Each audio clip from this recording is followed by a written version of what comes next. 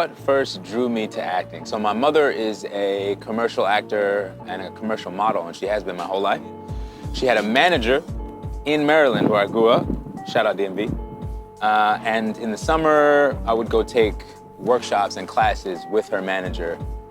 Film and TV workshops, theater workshops, where they'd give us a scene and we'd put it up. I think I always knew I was gonna be an actor in some capacity.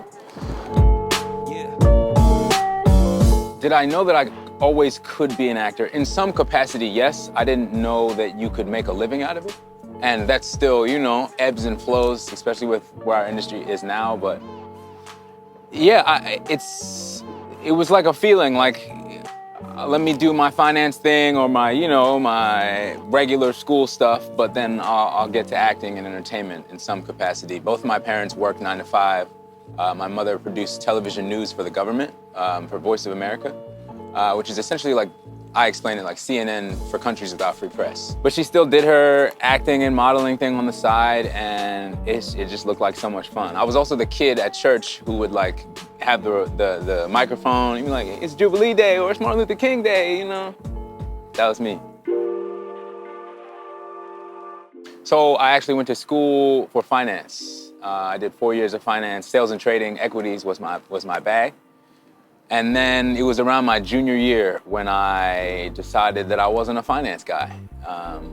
And I decided I was gonna finish my degree, but then as soon as that was done, I was gonna move to LA and see what this acting thing could do for me. My junior year of college, when I was getting my finance degree, I was like, all right, let me finish. I don't know if finance is for me, but I'm gonna finish my degree. I was like, all right, bags packed as soon as I graduated, ready to move to Los Angeles. And then my mother, my sweet mother, she paid for a seminar. It's kind of one of those pay-to-play things here in New York, just to see if I could get the ball rolling here before I move across the country to live with my uncle in Manhattan Beach. So I did a workshop on 9th Avenue where I did ADR for Reasonable Doubt, actually, crazy full circle moment. And I met a theater agent and a commercial agent. And the commercial agent called me and he was like, Kyle, I'm interested in working with you, but you live in DC. And on that phone call, I was like, no, I'm moving to Brooklyn. So instead of LA, it's Brooklyn.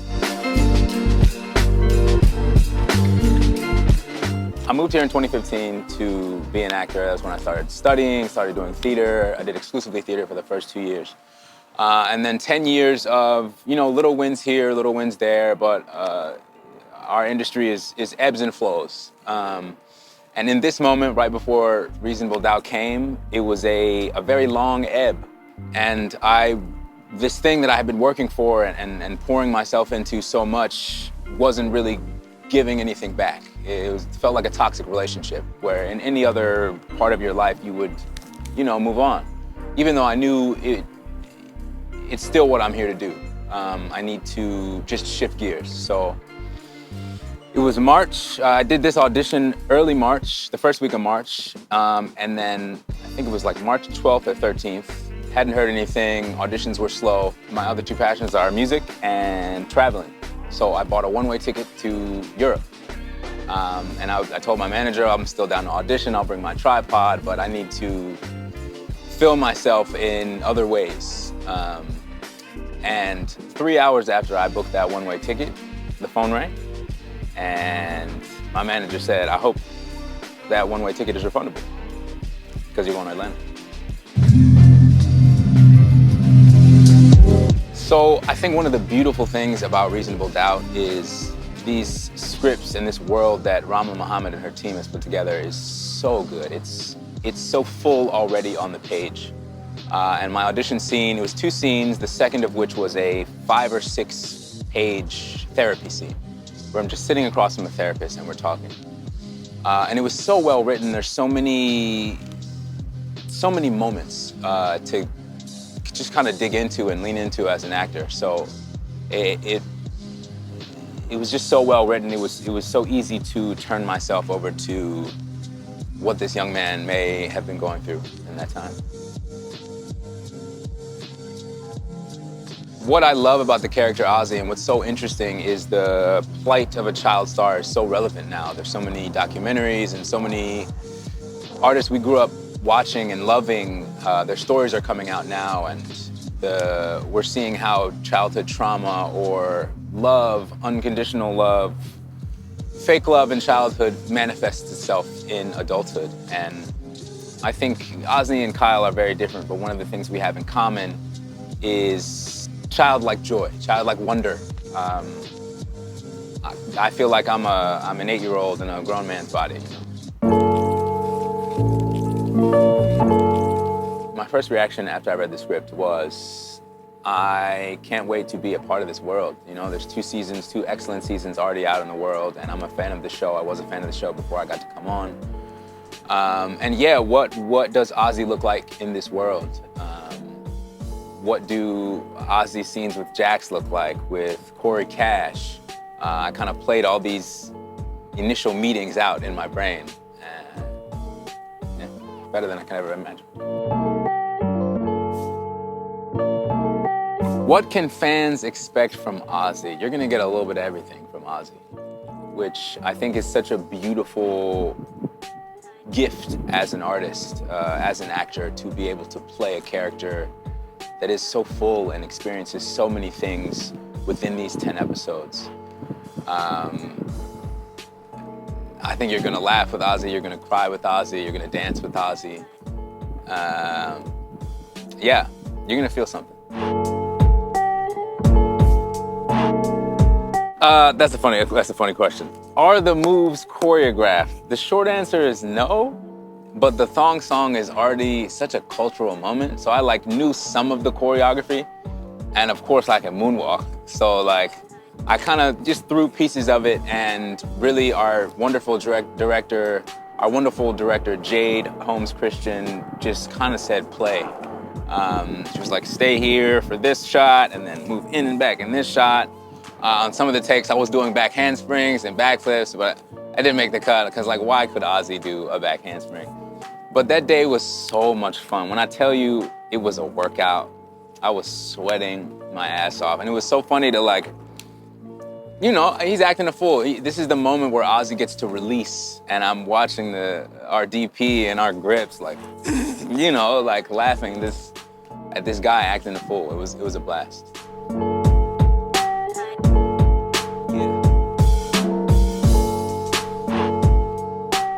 Coming into this Reasonable Doubt family was such a beautiful thing. Shout out to Ozzie. She is an incredible artist, an incredible leader. She always shows up just so prepared and with such a good attitude, and makes everyone want to, follow suit. She's such a joy to be around. And she's just so good. Every scene, every take, I'm never there alone. Also, Ozzie is an athlete, a real athlete. All those scenes where when you see somebody running on TV and you're like, they don't be running. She runs. And we still have to race, by the way. But yeah, shout out to Ozzie. This is my second time working with Morris and McKinley, which has been a beautiful thing. Yeah, TV is kind of a small world. There's so many people in hair and makeup that I've already built relationships with. And I woke up every day so excited to be there. Just grinning ear to ear.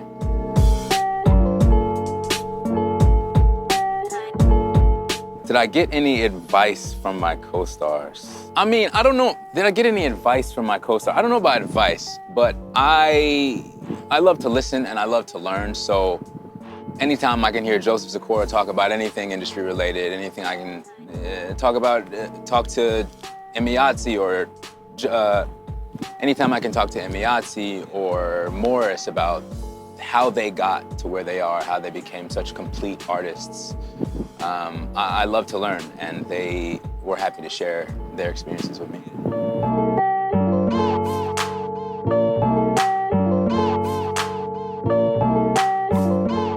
This job is different than any job I've ever had.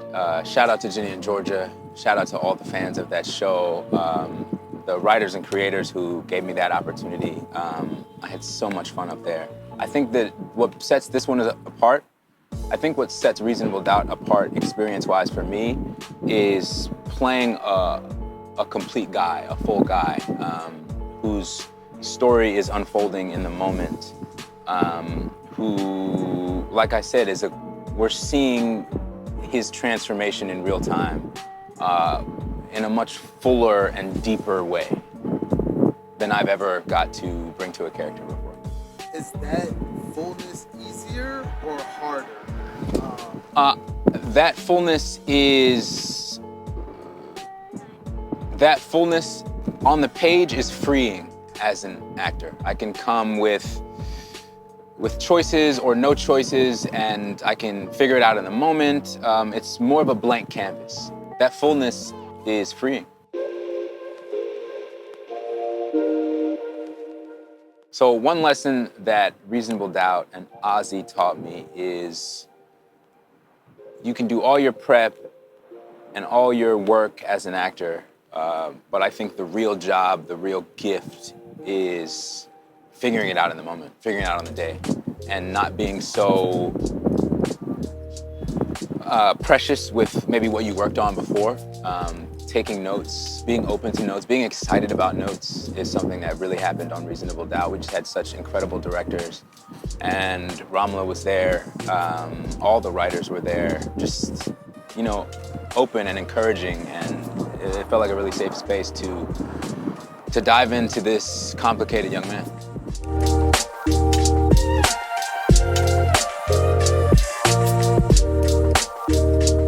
I love to learn, and that applies to sports, music, instruments. I think our whole job as actors is to learn and to be curious, and that's my favorite place to be. One trip that shaped my worldview was Ethiopia. I am thoroughly a product of slavery, and I don't know my ancestry, but Ethiopia felt like home. Seoul, South Korea is my favorite city. It's quite literally the other side of the world, but because New York is so near and dear to my heart, I naturally compare every city to it. I loved the similarities and the differences there. It's so urban, but there's also so many parks and beautiful nature right around there. And the people were also extremely warm, and the food was great. It was a great time.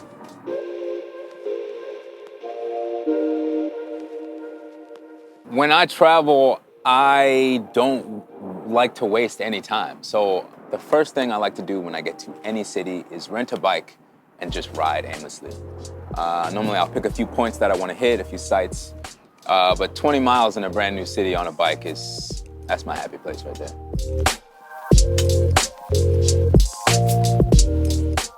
So I am calling myself a pescatarian right now would be a lie. That's a lie. I am a flexitarian. I eat mostly vegetables. I have fish 2 to 3 times a week, and I'll have a steak twice a month. I tried the paleo diet my junior year of college because my teammates said I didn't have the self-control to do it. And from then, that's where my curiosity was piqued about, you know, food as fuel and what makes me feel the best. So I was a vegetarian for 5 years, then I was a pescatarian, and then my rule was I'll eat this when I'm in the US, but when I travel, I'll eat whatever, which is kind of my rule now. If I'm traveling, all the rules go out the window. I'm eating whatever.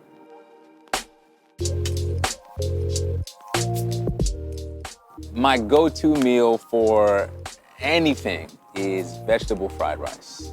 I could eat vegetable fried rice every single day. And broccoli, big broccoli guy.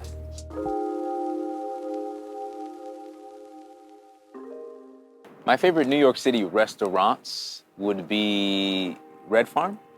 It's an Asian fusion restaurant. There's Danny and Coop's. They have a good cheesesteak.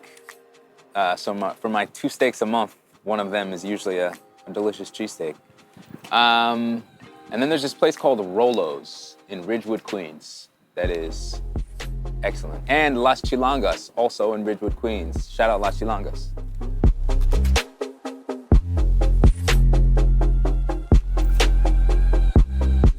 A day in New York City with Kyle Bary starts with wake up, workout, protein shake. Maybe some coffee on the balcony or outside. And then we probably get on the bike, see some sights, ride around, get some snacks. And then after our bike ride, we'd go home, we'd shower, we'd get some dinner, and then we'd go see a Broadway show.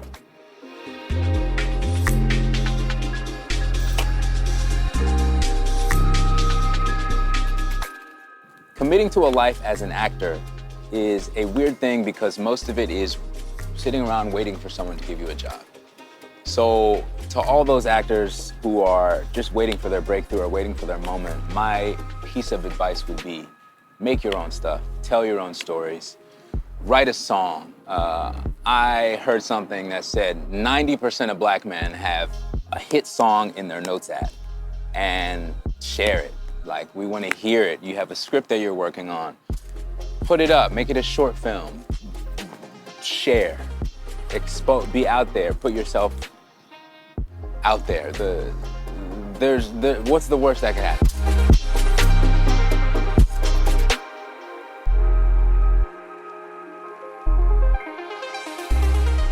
One of the best pieces of artistic advice I've ever gotten is do not overestimate the real estate you take up in someone else's brain. So if you're sitting on this song or this script or this idea, but you're worried, what if it's not good? What if people don't like it? Nobody cares. Just do it. What's the worst that could happen? Music has always been a huge part of my life. I started with the alto sax in 4th grade, then we got a drum set, and then in 9th grade I took a year of piano lessons. I did a recital. Similar to acting, I always knew that it would be a part of me that grew with time, but I spent a lot of my 20s while I was auditioning, while I was doing plays, just in my room playing my piano and writing songs, and listening to songs and trying to figure it out, and on YouTube, and just learning, and building, I guess, my love and my understanding of music and theory and how chords go together and how words go to songs. So I feel like my 20s were an incubator for my musicianship. And then I promised myself that when I turned 30, I would have music out in the world. And that didn't necessarily happen. And nothing hurts more than breaking a promise to yourself. So that year when I turned 30, I shot a music video. I played the chords to a song. I wrote the words. I found a producer, and we created a music video. It's called Relationship. This is the first real film music thing I made that came after I got that advice. Nobody cares, just do it. And it was such a beautiful experience. I love to direct. I love to, just being on set feels right to me. It feels fun.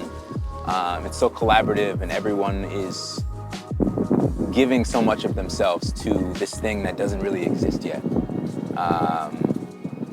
And that goes for whether we're on stage making music, we're just having a jam session. So many of the songs that I write and have come together have come from a Sunday jam, just with a guitar and a few friends spinning around ideas. I can't wait to share more. I've got a song coming out this year that I'm really excited about. It's called Cosmo. It's very different than anything I've ever done. We've got visuals for it as well, and I'm really looking forward to sharing that.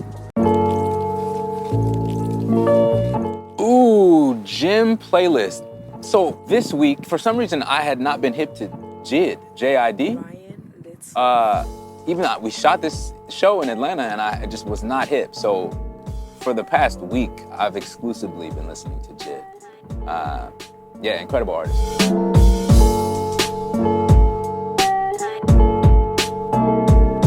I cannot wait for fans to see this finale. I think their reaction is going to be,